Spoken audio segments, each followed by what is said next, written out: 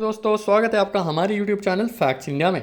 और आज हम जानेंगे कि आखिर ऐसा क्या हुआ बांग्लादेश में कि वहाँ की प्रधानमंत्री शेख हसीना को अपना ही देश छोड़कर भागना पड़ा और भारत में शरण लेनी पड़ी। चलिए दोस्तों, स्टार्ट करते हैं। लेकिन उससे पहले अगर आप हमारे चैनल पर नए हैं तो हमारे चैनल को सब्सक्राइब कीजिए।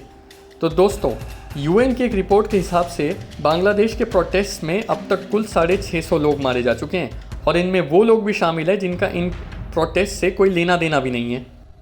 दोस्तों, कहानी की शुरुआत होती है साल 1970 में, जब पाकिस्तान की जनरल इलेक्शंस होते हैं। वहाँ पर एक तरफ होता है वेस्ट पाकिस्तान और दूसरी तरफ होता है ईस्ट पाकिस्तान, जो आज की डेट में बांग्लादेश के नाम से जाना जाता है। उस समय वो बांग्लादेश नहीं बल्कि पाकिस्तान का ही एक हिस्सा हुआ करता था, जहाँ पे बंगाली लोगों की डोमिनेंस थी, उनकी मेजॉरिटी थी, जबकि वेस्ट पाकिस्तान में उर्दू बोलने वाले लोगों की मेजॉरिटी थी। तो दोस्तों, होता कुछ ऐसा है कि 1970 के जनरल इलेक्शंस में वेस्ट पाकिस्तान में होती हैं 138 सीट्स, जबकि ईस्ट पाकिस्तान में थी 162 सीट्स। और होता ये है कि वेस्ट पाकिस्तान के लोग अलग अलग पार्टीज़ को वोट करते हैं, जबकि ईस्ट पाकिस्तान में लोग एक मुश्त एक तरफ ही वोटिंग करते हैं, शेख मुजीबुर रहमान की पार्टी अवामी लीग को। और शेख मुजीबुर रहमान की पार्टी बड़े आराम से वो चुनाव जीत जाती है। लेकिन ये बात वेस्ट पाकिस्तान की मिलिट्री, उनके जनरल याह्या खान और उनकी सरकार को मंजूर नहीं होती और वो शेख मुजीबुर रहमान को अरेस्ट कर लेते हैं। असल में दोस्तों, बात ये थी कि वेस्ट पाकिस्तान की जो लीडरशिप थी वो ईस्ट पाकिस्तान पे उर्दू और अपना कल्चर थोपना चाहती थी, जबकि ईस्ट पाकिस्तान के लोग बंगाली भाषा और अपने कल्चर को प्राथमिकता दे रहे थे। और दूसरी तरफ उनके साथ वेस्ट पाकिस्तान डिस्क्रिमिनेशन भी कर रहा था, फिर चाहे वो जॉब्स हो या फिर कुछ और जॉब्स के साथ साथ चाहे वो पॉलिटिकल और एडमिनिस्ट्रेटिव रिप्रेजेंटेशन ही क्यों ना हो।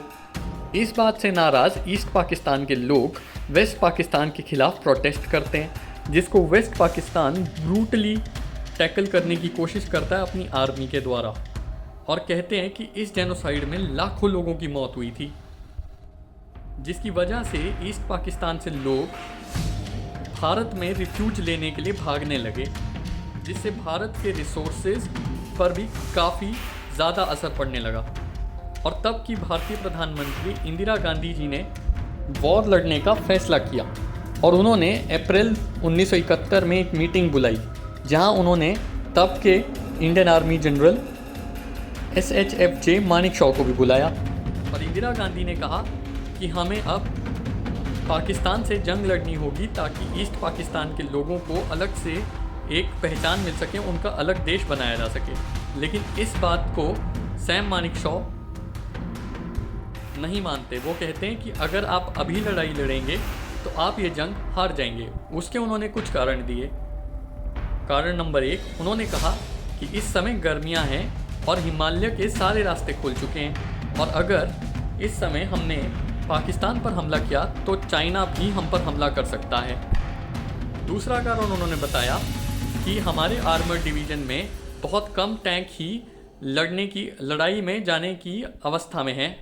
तीसरा कारण उन्होंने दिया कि मई जून में बांग्लादेश में बारिशें होती हैं और उन मॉनसून्स में नाले भी नदियों का रूप धारण कर लेते हैं, जिसका मतलब ये था कि हमारी वायुसेना भी हमारा साथ नहीं दे सकती। और चौथा कारण उन्होंने ये बताया कि पिछले साल चुनाव के दौरान भारतीय सेना को अलग अलग हिस्सों में भेजा गया था, जिसे कलेक्ट करने के लिए भी समय चाहिए, एक जगह इकट्ठा करने के लिए समय चाहिए। इसलिए लड़ाई तो हम करने को तैयार हैं, लेकिन अभी नहीं, पहले हमें अपनी तैयारी को पूरा करना होगा। उसी के बीच में जो ईस्ट पाकिस्तान में पहले से जो फ़ौज लड़ रही थी, जो फ्रीडम फाइटर्स ऑलरेडी वहाँ पर वेस्ट पाकिस्तान के अगेंस्ट लड़ रहे थे, उनकी सेना का नाम मुक्ति बाहिनी था, और उनको भी भारत ने मदद की ताकि आसानी से बांग्लादेश को पाकिस्तान से अलग किया जा सके। और इसी का नतीजा था कि सैम मानेकशॉ की कुशल रणनीति के चलते दिसंबर 1971 में लड़ी हुई पाकिस्तान से लड़ाई भारत बहुत आराम से जीत गया और पाकिस्तान को कम से कम 1,80,000 सैनिकों के साथ भारत के सामने सरेंडर करना पड़ा, और तब बना आज का बांग्लादेश। उसी दौरान एक और ऐसा ग्रुप था आर्म्ड ऑफिसर्स का जो पाकिस्तान को सपोर्ट कर रहा था। उन्हें रज़ाकार वाहिनी का नाम दिया गया। रज़ाकार वो लोग थे जो पाकिस्तान के जुल्म सितम का साथ दे रहे थे। ये तो बात हुई कि बांग्लादेश आखिर बना कैसे और उसमें भारत का क्या योगदान था। लेकिन अब हम बात करेंगे कि आखिर अब ऐसा क्या हो रहा है कि जिसकी वजह से बांग्लादेश में इतना ज़्यादा अनरेस्ट हो गया। दोस्तों, ये जो 1971 के फ्रीडम फाइटर्स थे जो बांग्लादेश लिबरेशन वॉर में बांग्लादेश के लिए लड़ रहे थे मुक्ति बाहिनी के रूप में, उन सभी को रिजर्वेशन दिया गया गवर्नमेंट जॉब्स में। और सिर्फ उन्हें ही नहीं, उनकी आने वाली अगली नस्लों को भी, अगली जनरेशन्स को भी रिजर्वेशन दिया गया गवर्नमेंट जॉब्स में। और ये रिजर्वेशन कुल 30% था। और कुल रिजर्वेशन जो बांग्लादेश में जॉब कोटाज में चलता है वो था 56%, यानी सिर्फ 44% ही मेरिट बेस्ड सिलेक्शन होती थी। जिन फ्रीडम फाइटर रिजर्वेशन कोटा के खिलाफ बांग्लादेशी स्टूडेंट्स ने प्रोटेस्ट किया और हैवी प्रोटेस्ट के चलते बांग्लादेश की सरकार को साल 2018 में इस रिजर्वेशन कोटा को ख़त्म करना पड़ा। लेकिन फिर कुछ फ्रीडम फाइटर्स के बच्चों ने हाई कोर्ट में एक पिटीशन डाली और कहा कि इस रिजर्वेशन कोटा को समाप्त करना गलत है।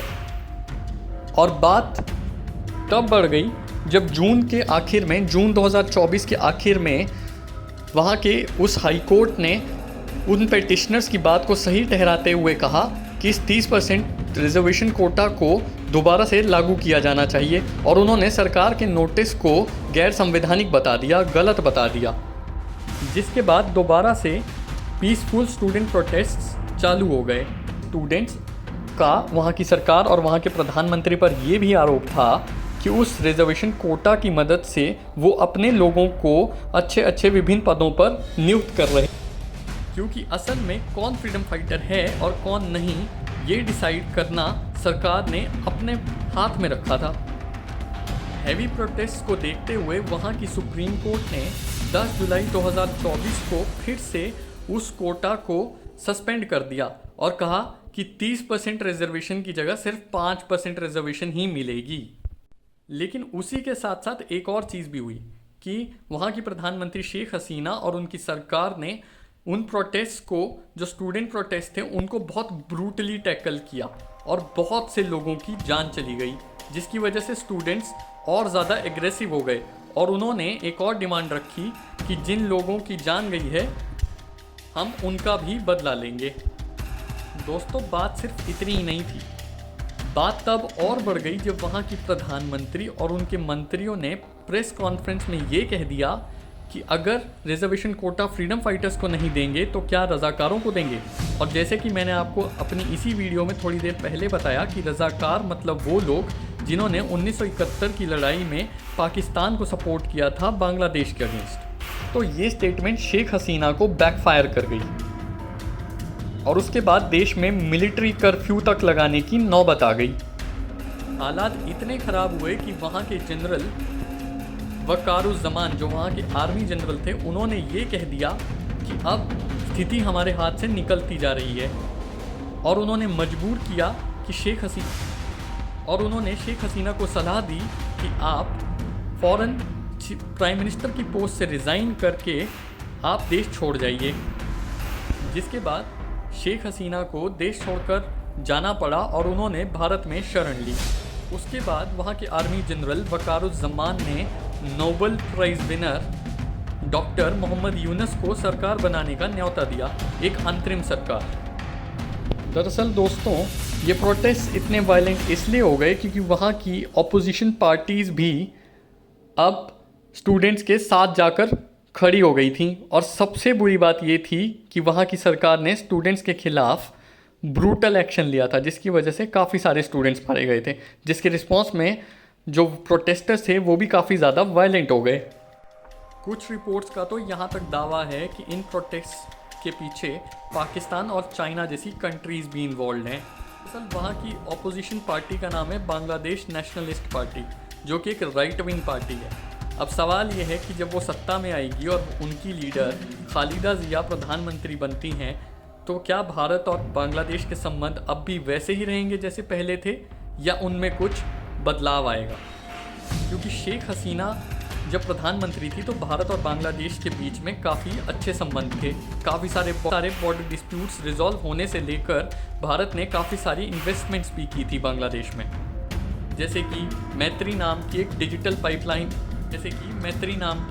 पाइपलाइन भी इंडिया और बांग्लादेश के बीच में बिछाई गई। इसके अलावा कई सारी मिलिट्री एक्सरसाइजेज भी इंडिया और बांग्लादेश करते थे, जैसे बोंगो सागर। कुछ रिपोर्ट्स का ये भी दावा है कि वहाँ पर 8% माइनॉरिटी में जो हिंदूज़ हैं उन पर भी काफ़ी ज़्यादा एट्रॉसिटीज़ हो रही है। आने वाले समय में हमें देखना होगा कि बांग्लादेश और भारत के संबंध कैसे रहते हैं जब दूसरी कोई पार्टी सरकार बनाती है, खासकर अगर वो एक राइट विंग पार्टी जैसे कि बांग्लादेश नेशनलिस्ट पार्टी है, अगर वो सरकार बनाती है तो भारत और बांग्लादेश के संबंध कैसे रहेंगे ये तो आने वाला समय ही बताएगा। आज की इस वीडियो में इतना ही दोस्तों, लेकिन यदि आपको ये वीडियो पसंद आई तो आप हमारे चैनल को सब्सक्राइब कीजिए, अपने दोस्तों के साथ शेयर कीजिए और अपनी राय को कमेंट्स में ज़रूर शेयर कीजिए हमारे साथ। धन्यवाद।